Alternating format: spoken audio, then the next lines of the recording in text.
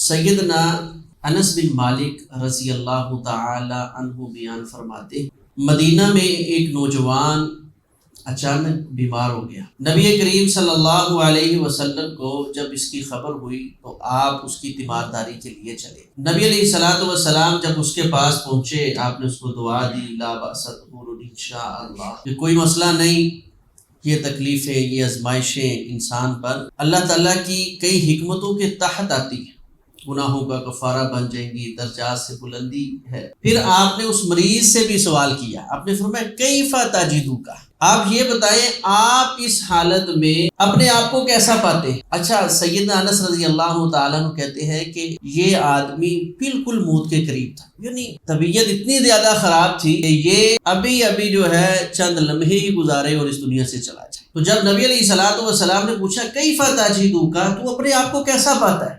تو کہنے لگا یا رسول اللہ صلی اللہ علیہ وسلم انی ارجو اللہ واخاف علی ذنوبی، اے اللہ کے رسول صلی اللہ علیہ وسلم، میں اللہ سے تو بڑی اچھی امید رکھتا ہوں، اور ہاں صرف امید ہی نہیں، جب میں اپنے اعمال کی طرف، اپنی زندگی اور کردار کی طرف دیکھتا ہوں تو مجھے ڈر ہے کہ کسی بات میں میری پکڑ نہ ہو۔ رسول اللہ صلی اللہ علیہ وسلم نے جب یہ اس کے کلمات، الفاظ سنے تو نبی علیہ الصلوۃ والسلام نے فرمایا لا یجتمعان فی قلب عبد مؤمن، یہ دو چیزیں جب کسی مومن بندے کے دل میں جمع ہو جاتی ہیں، الا اعطاہ اللہ، اللہ تعالیٰ اس کو وہ چیز عطا کر دیتا ہے، مما یرجو، جس کی وہ امید کر رہا تھا۔ یعنی وہ اللہ سے یہ امید رکھے ہوئے تھا کہ اللہ میرے گناہوں کو معاف کر دے گا، اللہ مجھے صحت یاب کر دے گا، اگر اسی بیماری میں اللہ کے پاس چلا گیا تو یہ بیماری میرے لیے گناہوں کا کفارہ بن جائے گی۔ تو فرمایا جب اس کیفیت میں بھی بندہ اللہ سے ایسی امید رکھتا ہے، الا اعطاہ اللہ، اللہ تعالیٰ اس کو وہ ضرور عطا کر دے۔ اللہ کے بارے میں انسان کو ہمیشہ پر امید رہنا چاہیے۔ آپ دیکھیں سیدنا یوسف علیہ السلام، ان کے بھائی بنیامین، اب دونوں سیدنا یعقوب علیہ السلام سے جدا ہیں۔ چلے بنیامین کا تو علم ہے کہ بھئی مصر کے بادشاہ نے پکڑ لیا ہے، چوری کا الزام لگ گیا ہے، تو بات بنتی تھی کہ جاؤ بنیامین کو ڈھونڈو، اس سے بات کرو، عزیز مصر سے کہو وہ میرا بیٹا مجھے واپس لوٹا دے۔ اللہ کی رحمت پہ کتنا یقین ہے، جس کے ملنے کے اثرات ہیں اس کا ذکر بعد میں کیا ہے، اور جس کے ملنے کے اثرات بالکل مٹ چکے ہیں، جدائیوں میں دہائیاں گزر چکی ہیں، جب بات مطلوب حاصل اس کو پانے کی آئی تو پھر کیا فرمایا، یا بنی اذھبوا فتحسسوا من یوسف، تم تو بنیامین کے بارے میں نا امیدی کا اظہار کرنے لگے ہو کہ اس کو عزیز مصر نے پکڑ لیا، اس شرط پہ پکڑا کہ اب پکا اس کا ہو گیا، کیونکہ یہ فیصلہ تو ہم نے کر کے دیا تھا کہ جس کے سامان سے چوری کا سامان ملے گا وہ اس کا ہو گیا، تو ہماری شرط کے مطابق تو اب بنیامین پکے ان کے ہو گئے، اب ابا جان آپ کو نہیں مل سکتے، چاہیے تو یہ تھا کہ جا کے کوئی بات کرو، بنیامین مجھے واپس لٹا دے، میں تو پہلے کا غم نہیں بھولا، بلکہ فرمایا جاؤ اذھبوا فتحسسوا من یوسف، پہلے میرے یوسف کو تلاش کرو، تم نا امید ہو۔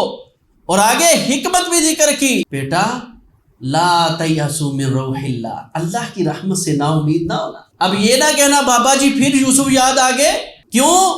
کیونکہ اللہ کی رحمت سے اگر کوئی نا امید ہوتا ہے تو وہ نہ شکرا، کافر، اللہ کا نافرمان، جس نے اپنے رب کی قدرتوں کو پہچانا نہیں ہے، وہ اللہ سے نا امید ہوتا ہے۔ اسی وجہ سے ہم دیکھتے ہیں صحابہ اکرام اور نبی کریم صلی اللہ علیہ وسلم نے اس چیز پر کتنی محنت کی۔ نبی علیہ الصلوۃ والسلام جب ہجرت کے دن نکلے غار ثور میں تو سیدنا ابو بکر صدیق رضی اللہ تعالی عنہ فرمانے لگے، اللہ کے رسول مشرکین مکہ تعاقب کرتے کرتے اتنے قریب آ گئے ہیں، یہ سامنے جس غار میں ہم بیٹھے ہیں اوپر وہ ہے، اگر ان میں سے کسی نے اپنے پاؤں کی طرف دیکھ لیا تو سیدھی نظر ہمارے اوپر پڑے گی۔ تو صحیح بخاری میں آپ نے فرمایا اسکت یا ابا بکر، ابو بکر خاموش، اب یہ لفظ تیری زبان سے نہ نکلے، کیوں؟ فما ظنک باثنین اللہ ثالثہما، ابو بکر ان دو کے بارے میں ایسی بدگمانی، ایسی جو ہے شک کی بات، جن کا تیسرا اللہ ہے، ہم اپنی مرضی سے نہیں، اللہ نے ہمیں اپنے حکم سے نکالا ہے، اب ہماری امید نہیں، ہمارا یقین ہمارا رب ہے کہ ہمارا رب ہمیں ضرور بچائے۔ ظاہری طور پر انسان سمجھے دروازے بند ہو چکے، ظاہری طور پر انسان سمجھے کہ اب میرے لیے راستہ ممکن نہیں ہے، تو وہ میرا رب، اس پہ جب یقین کر لیا جائے تو موسیٰ علیہ السلام کی طرح کیا قوم نے کیا کہا تھا؟ اب تو پھنس کے نکل نہیں سکتے، کیا کہا؟ کلا، ہرگز ایسے نہیں ہے، یہ تمہاری سوچ، تمہاری فکر ہے، پیچھے فرعونی لشکر ہے، آگے سمندر کی لہریں اور موجیں ہیں، ان معی ربی، بات یہ ہے کہ میرے ساتھ میرا رب ہے، وہ میری امید نہیں، وہ میرا یقین ہے۔ اور اسی چیز کو اللہ تبارک و تعالی یوں بھی بیان فرماتے وَمَن يَتَوَكَّلْ عَلَى اللَّهِ فَهُوَ حَسْبُهُ، جو اللہ پر توکل کر لیتا ہے، صحیح معنوں میں اعتماد کر لیتا ہے، فَهُوَ حَسْبُهُ، تو وہ اللہ اس کو کافی ہو جاتا ہے۔ اور جس کو اللہ کافی ہو جائے اس کو کسی اور کی ضرورت نہیں رہتی۔ سیدنا ابراہیم علیہ السلام کا معاملہ دیکھ لیں۔ سیدنا جبرائیل علیہ السلام نے فرمایا کہ یہ میرے ساتھ بادلوں کو چلانے والے میکائیل میرے ساتھ ہیں، آپ حکم دیں ابھی بارش آئے، ساری کی ساری آگ 1 منٹ میں دھول بن کے رہ جائے۔ تو کیا جواب دیا؟ بھئی اللہ سے پوچھے اور برسا دے، اتنا بھی نہ کہا، فرمایا حسبی اللہ، میرا یقین، میری امید صرف میرا رب ہے، مجھے میرا رب کافی ہے۔ تو اللہ کے بارے میں ہمیشہ اچھا سوچے، اللہ تبارک و تعالیٰ کے بارے میں ہمیشہ اچھا گمان رکھے، کبھی نا امید نہ ہو۔ نبی کریم صلی اللہ علیہ وسلم اسی طرح ایک مرتبہ ایک آدمی کی تیمارداری کے لیے چلے گئے، بوڑھا آدمی تھا، بیمار، بخار کافی تیز تھا۔ نبی علیہ السلام نے پوچھا، جا کر آپ نے فرمایا لا بأس طہور انشاءاللہ، جو مسنون طریقہ ہے، بھئی کوئی مسئلہ نہیں، کوئی اتنا زیادہ نہیں، انشاءاللہ۔ پہلے سب سے مریض کو تسلی دیتے ہیں۔ اب یہ ایک بخار تیز، ایک آپ کو پتہ ہے بزرگ ہونے کے ساتھ بندے میں تیزی ویسے آ جاتی ہے، تو یہ کہنے لگا مہلا یا رسول اللہ صلی اللہ علیہ وسلم، رہنے دیجیے اللہ کے رسول، ان الحما تزورہ الشیخ القبور، یہ جو بخار ہے یہ بوڑھے آدمی کو اب قبر دکھا کے ہی چھوڑے گا۔ اب نبی علیہ السلام اللہ کے بارے میں اس کو امید دلا رہے تھے کہ صحت یابی ہو جائے گی، لیکن کہنے لگا نہیں، یہ بخار یہ تو قبر میں مجھے پہنچا کے ہی ٹھہرے گا۔ نبی علیہ السلام خاموش ہو گئے۔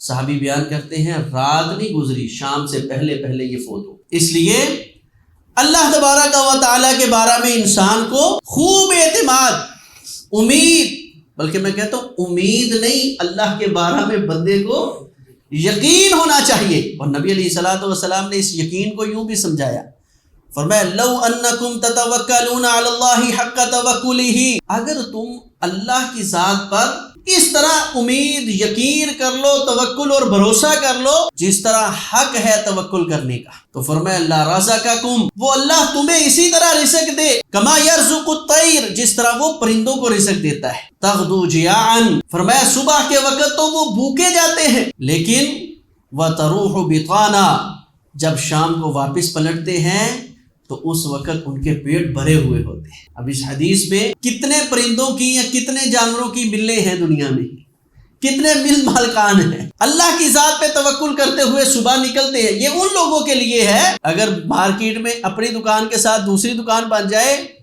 تو اللہ کی ذات پہ امید نہیں چھوڑ دیتے، لو جی میرے آدھے گاہک تو گئے ادھر، لو انکم تتوکلون علی اللہ حق توکلہ، جو اللہ پہ توکل کرنے کا حق ہے وہ کرو، کہ میرے رزق کی ذمہ داری اللہ پر ہے۔ وما من دابۃ فی الارض الا علی اللہ رزقها، کوئی جانور، کوئی چرند اور پرند ایسا اس دنیا میں نہیں ہے جس کا رزق کا ذمہ اللہ نے اپنے اوپر نہیں لیا۔ اور پھر فرمایا وہ صبح کے وقت تغدو جیاعا، بھوکے گھروں سے نکلتے ہیں۔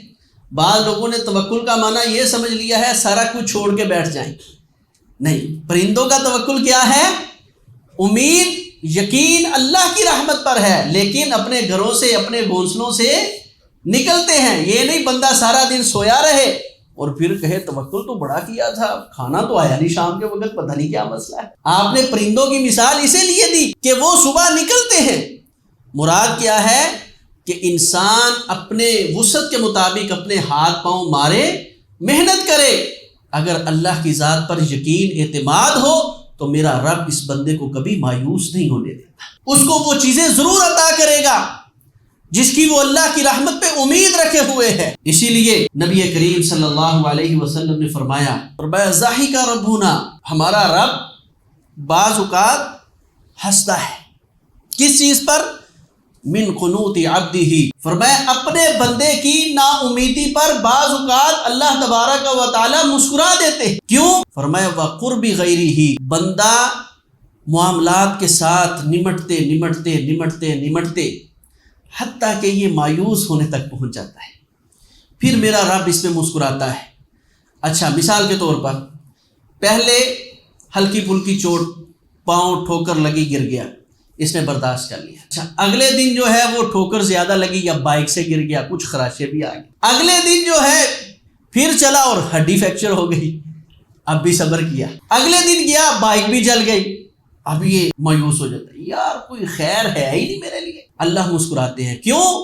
فرمایا ضاحک ربنا من قنوط عبدہ وقرب غیرہ، اور میرے بندے جس چیز پہ تو نا امید ہو رہا ہے، میرا رب اس کا غیر، اس کا متبادل تیرے لیے بڑی جلد لے کر آ رہا تھا، بس اگر تو مایوس نہ ہو، یہ تکلیفیں، یہ آزمائشیں، یہ جتنی بھی ہے، میرا رب بائک سے تجھے گاڑی پہ لانا چاہتا تھا اور تو نا امید ہو گیا، پھر گاڑی بھی گئی۔ لیکن اگر یہ ساری تکلیفیں، یہ ساری آزمائشیں جھیل لینے کے بعد بندے سے پوچھا جائے کیف تجدک، اور وہ جواب دے انی ارجو اللہ، میں اللہ سے خیر کی امید رکھے ہوئے ہوں، اللہ دنیا کی بھی خیر عطا کر دیتے ہیں، آخرت کی بھلائیاں بھی عطا کر دیتے ہیں۔ اس بات پہ اللہ، نبی علیہ السلام نے فرمایا اللہ ہنستے ہیں، اللہ مسکراتے ہیں کہ میرا بندہ اتنی تکلیفوں پر تو میرے پہ امید رکھے ہوئے، آخر پہ آ کے ایسا دل برداشتہ ہوتا ہے، نا امید ہو جاتا ہے۔ تو اس لیے ہر تکلیف، ہر آزمائش، اس کو اپنی زندگی کی آخری سمجھ کے اپنے رب سے امید اور بڑھا لیا کریں اور اپنے یقین کو بڑھائیں، میرا رب ضرور ان چیزوں کو۔ سیدنا یعقوب علیہ السلام کا واقعہ ذرا دوبارہ آپ ذہن میں لے کر آئیں۔ اس حدیث کے مطابق پہلے بیٹا گیا، ایک بیٹے کی جدائی، امید تھی مل جائے، علاقے میں نہیں ملا، پھر آگے قحط سالی، اب کہاں سے کہاں بیٹا چلا گیا، لیکن دوسرا بیٹا بھی چھن گیا۔ اب یہاں پہ کمزور ایمان میرے آپ جیسا ہوتا تو پھر وہ بڑا ہی نا امید تھا، لیکن قربان جاؤں یعقوب علیہ السلام اللہ کے نبی ہیں، اور انبیاء کا ایمان اور یقین بہت بلند ہوتا ہے۔ کہا اذهبوا فتحسسوا من یوسف، جاؤ جا کر میرے یوسف کو تلاش کرو۔ حالانکہ ظاہری طور پر آزمائش بڑھ گئی ہے، تکلیف بڑھ گئی ہے، حتیٰ کہ آنکھوں کی بینائی چلی گئی ہے، دو بیٹے جدا ہو گئے ہیں،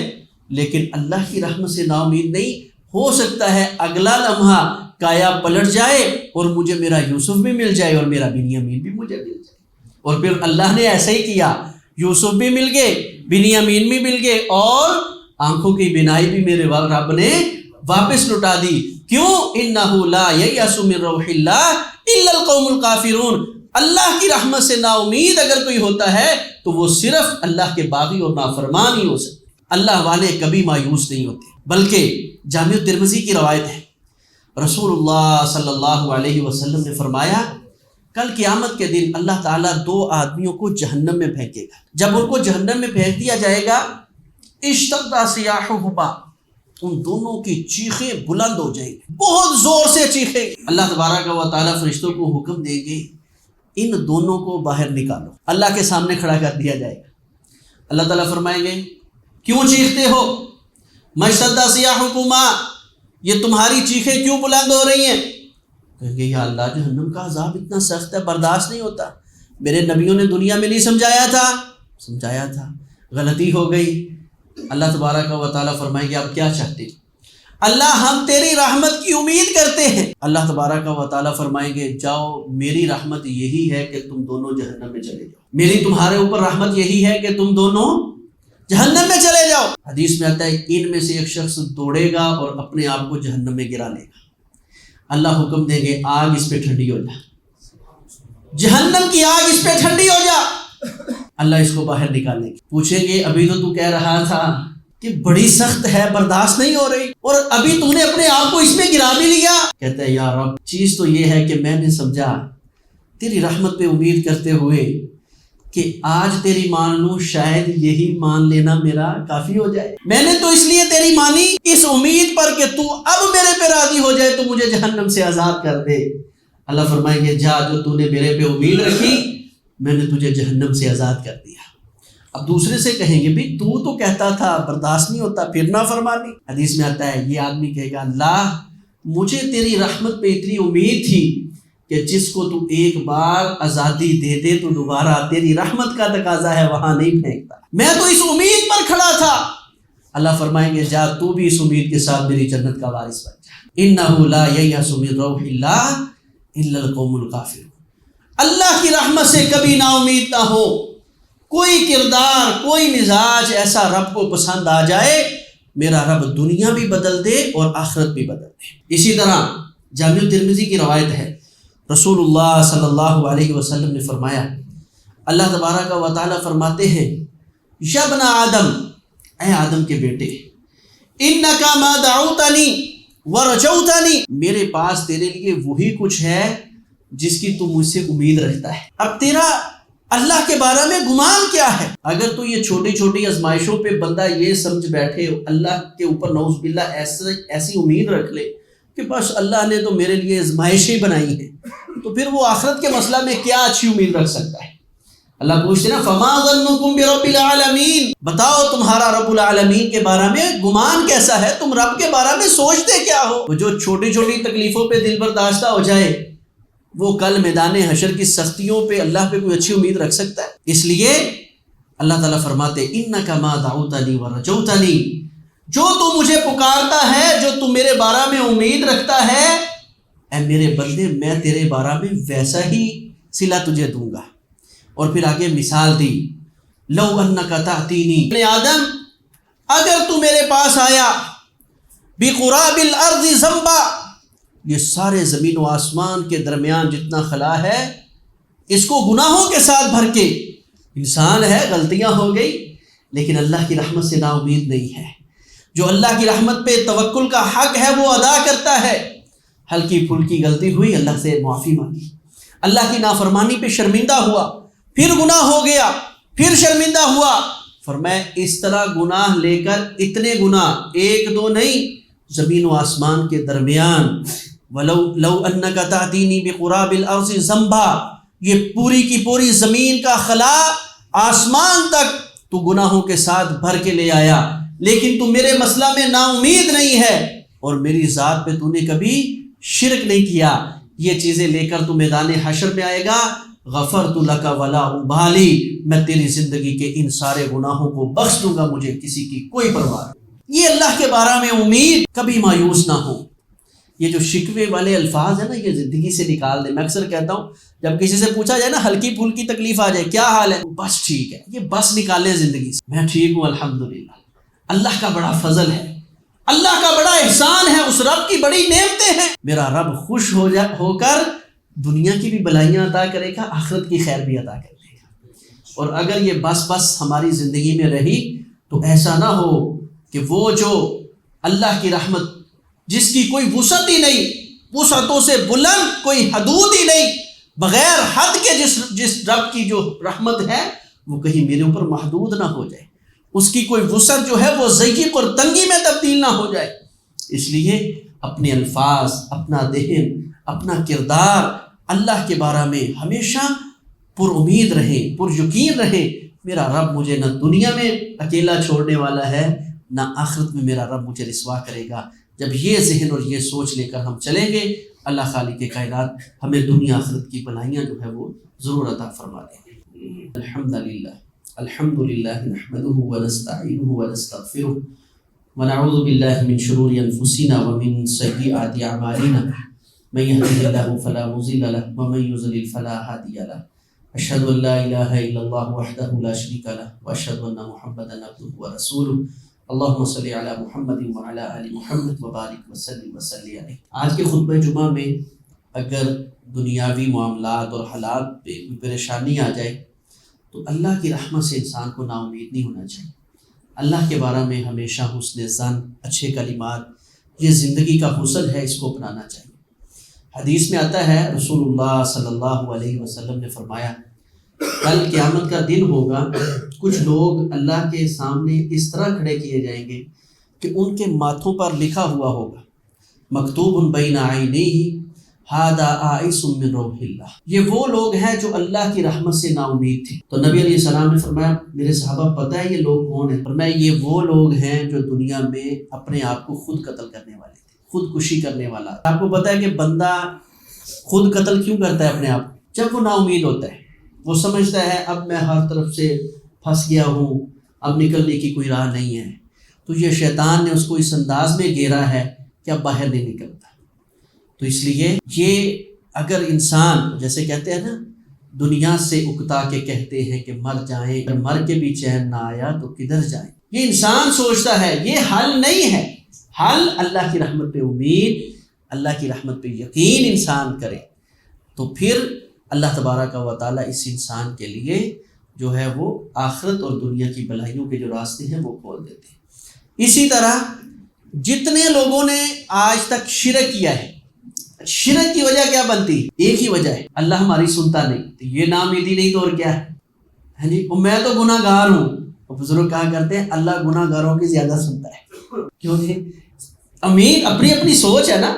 اچھا جی میں گناہ گار ہوں، اللہ گناہ گاروں کی زیادہ سنتا ہے۔ وہ کہتا ہے اذا سألک عبادی انی فإنی قریب، بندے تو رب کے ہیں نا گناہ گار بھی، وہ رب کہہ رہا ہے یا عبادی الذین اسرفوا علی انفسہم لا تقنطوا من رحمت اللہ۔